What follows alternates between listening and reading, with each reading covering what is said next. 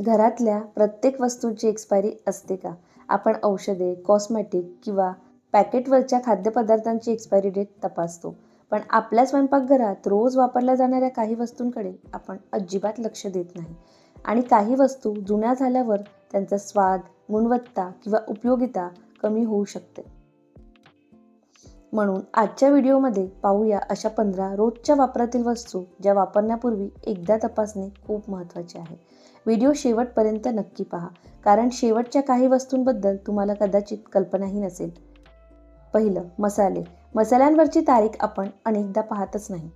पण मसाले जुने झाले की त्यांचा वास, रंग आणि चव कमी होऊ शकते.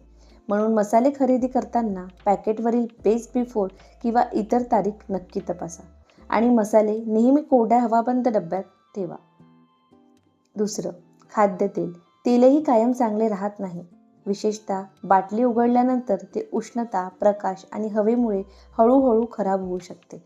म्हणून तेलाचा वास किंवा चव बदलली असेल तर वापरण्याआधी नक्की विचार करा. बाटलीवरची तारीखही तपासा. तिसरं, तूप. घरचं तूप असो किंवा बाजारातून आणलेलं तूप, तेही अनंत काळ टिकत नाही. तूप ठेवताना नेहमी स्वच्छ आणि कोरडा चमचा वापरा.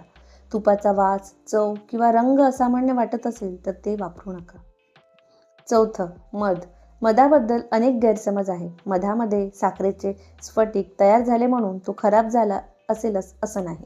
पण बाजारातून घेतलेल्या मधासाठी पॅकेटवरील तारीख आणि साठवण्याच्या सूचना नक्की पाळा. पाचवं, बेकिंग सोडा.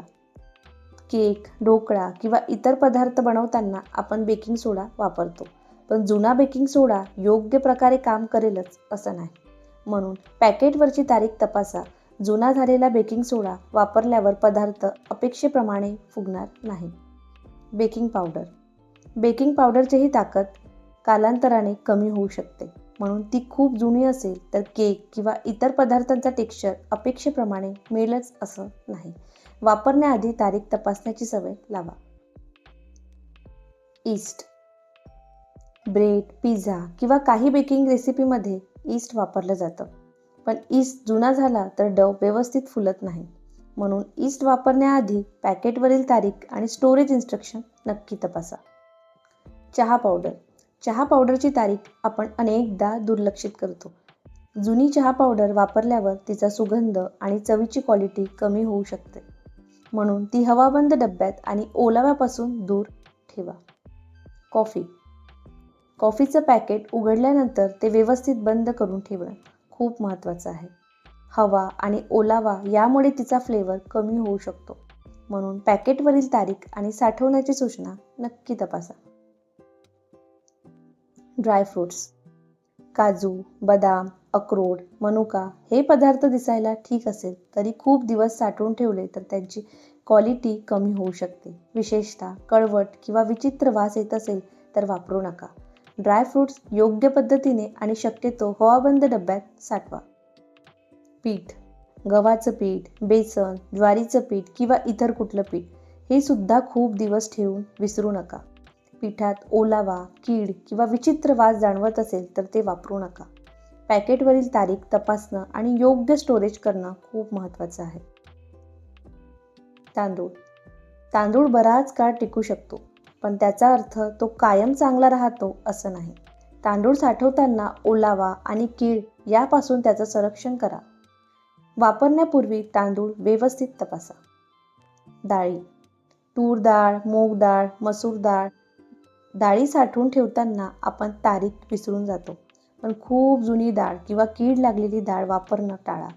डाळी नेहमी कोरड्या आणि स्वच्छ डब्यात ठेवा. लोणचं. घरचं लोणचं बराच काळ टिकू शकतं, पण ते योग्य पद्धतीने साठवलं गेलं तरच.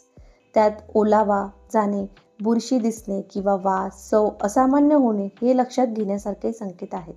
असं काही जाणवलं तर ते खाणं टाळा. प्लास्टिकची पाण्याची बाटली. ही गोष्ट तर अनेक जणांना लक्षातच घेत नाही.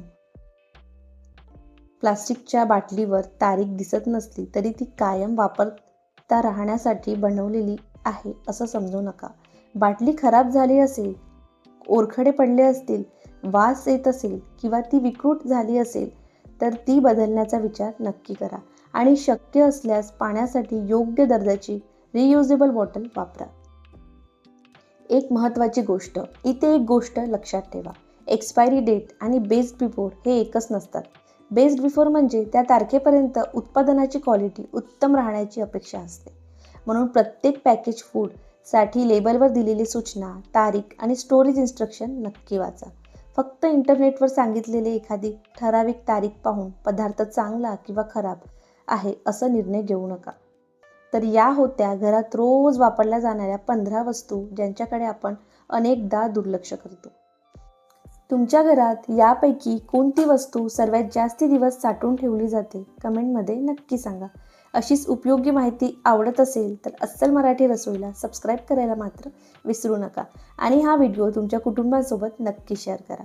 चला तर मग पुन्हा भेटूया अशाच एका नवीन आणि उपयोगी विषयासोबत. धन्यवाद.